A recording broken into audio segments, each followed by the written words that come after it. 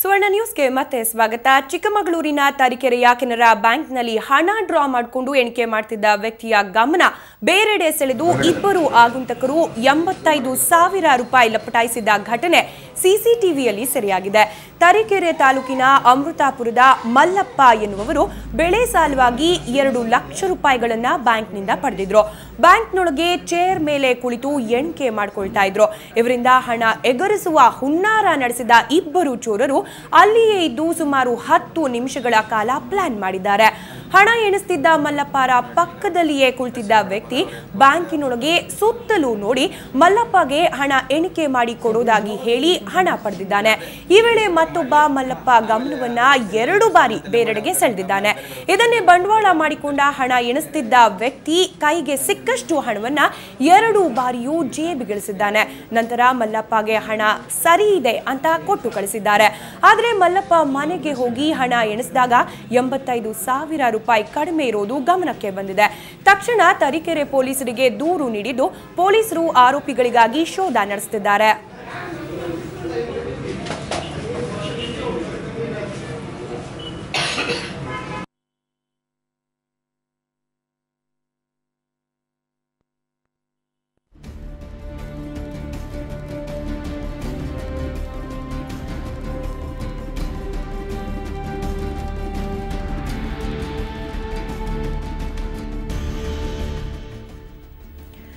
ಈ ಬಗ್ಗೆ ಮತ್ತಷ್ಟು ಮಾಹಿತಿಯನ್ನ ಪಡೆಯೋಣ. ನಮ್ಮ ಪ್ರತಿನಿಧಿ ಕಿರಣ್ ದೂರವಾಣಿ ಸಂಪರ್ಕದಲ್ಲಿರೋದು. ಕಿರಣ್, ನಿಜಕ್ಕೂ ಸಿಸಿಟಿವಿ ದೃಶ್ಯಾವಳಿಗಳನ್ನ ನೋಡ್ತಿದ್ರೆ ಹೀಗೂ ಮೋಸ ಮಾಡ್ಬೋದಾ ಅಂತ ಆಶ್ಚರ್ಯ ಆಗತ್ತೆ.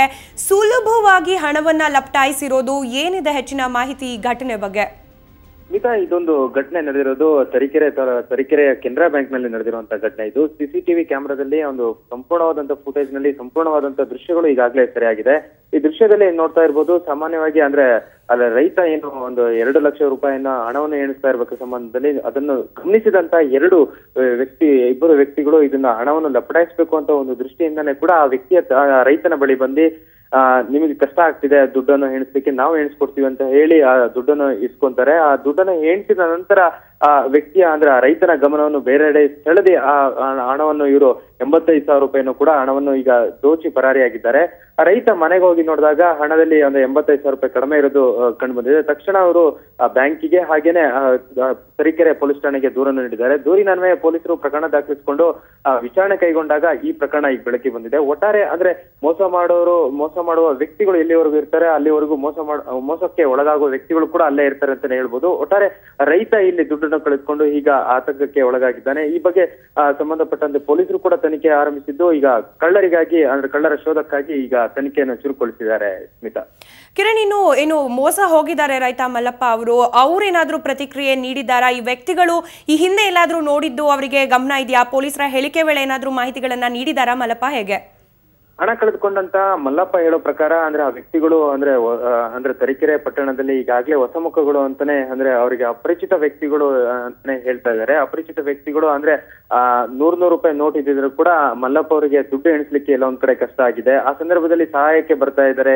ಎಲ್ಲ ಒಂದ್ ಕಡೆ ಮಲ್ಲಪ್ಪ ಅವರು ಆ ಇಬ್ಬರು ವ್ಯಕ್ತಿಗಳನ್ನ ಅಪರಿಚಿತರಾಗಿದ್ರು ಕೂಡ ನಂಬಿದ್ದಾರೆ. ಇದು ಎಲ್ಲ ಒಂದ್ ಕಡೆ ಅವರಿಗೆ ಮುಳುವಾಗಿ ಪರಿಣಮಿಸಿತು ಅಂತಾನೆ ಹೇಳ್ಬೋದು. ಮಲ್ಲಪ್ಪ ಅವರು ಅತಿಯಾಗಿ ಆ ಅಪರಿಚಿತ ವ್ಯಕ್ತಿಗಳು ನಂಬಿದ್ರಿಂದಾನೇ ಕೂಡ 85,000 ರೂಪಾಯಿ ಕಳೆದುಕೊಂಡಿದ್ದಾರೆ. ಮಲ್ಲಪ್ಪ ಅವರು ಹೇಳೋ ಪ್ರಕಾರ ಈ ಅಪರಿಚಿತ ವ್ಯಕ್ತಿಗಳು ನನಗೆ ಸಹಾಯ ಮಾಡುವ ಉದ್ದೇಶದಿಂದ ಹಣವನ್ನು ಇಸ್ಕೊಂಡ್ರೆ 2 ಲಕ್ಷ ರೂಪಾಯಿ ಹಣವನ್ನು ಎಣಿಸ್ಕೊಡ್ತೀನಿ ಅಂತ. ಆದ್ರೆ ಹಣ ಎಣಿಸ್ಕೊಟ್ಟ ನಂತರ ಈಗ 85,000 ರೂಪಾಯಿ ಕಡಿಮೆ ಬಂದಿತ್ತು. ತಕ್ಷಣ ನಾನು ಮನೆಗೆ ಹೋಗಿ ಬ್ಯಾಂಕಿಗೆ ತಿಳಿಸಿದಾಗ ಬ್ಯಾಂಕಿನ ಒಂದು ಸಿಸಿಟಿವಿ ಕ್ಯಾಮೆರಾದಲ್ಲಿ ಸಂಪೂರ್ಣವಾಗಿ ದೃಶ್ಯಗಳು ನೋಡಿದಾಗ ಹಣವನ್ನು ಇವ್ರ ಜೋಬಿಗೆ ಅಂದ್ರೆ ಎಣಿಸ್ತಾ ಇರ್ಬೇಕಾದ್ರೆ ಹಣವನ್ನು ಇವ್ರ ಬ್ಯಾಂಕಿಗೆ ಅಂದ್ರೆ ಹಣವನ್ನು ಎಣಿಸಿ ಆ ಮಲ್ಲಪ್ಪರಿಗೆ ಕೊಡೋ ಸಂದರ್ಭದಲ್ಲಿ ಜೋಬಿಗೆ ಇಳಿಸ್ತಾ ಇರೋದು ಸಂಪೂರ್ಣವಾಗಿ ಸಿಸಿಟಿವಿ ಸರಿಯಾಗಿದೆ. ನಂತರ ಪೊಲೀಸರಿಗೆ ಇವ್ರು ದೂರು ಕೊಟ್ಟಿದ್ದಾರೆ. ಪೊಲೀಸರು ಈಗ ಚೋರರಿಗಾಗಿ ಶೋಧ ಕಾರ್ಯ ನಡೆಸ್ತಾ ಇದ್ದಾರೆ. ಧನ್ಯವಾದ ಕಿರಣ್ ತಮ್ಮೆಲ್ಲ ಮಾಹಿತಿಗಾಗಿ.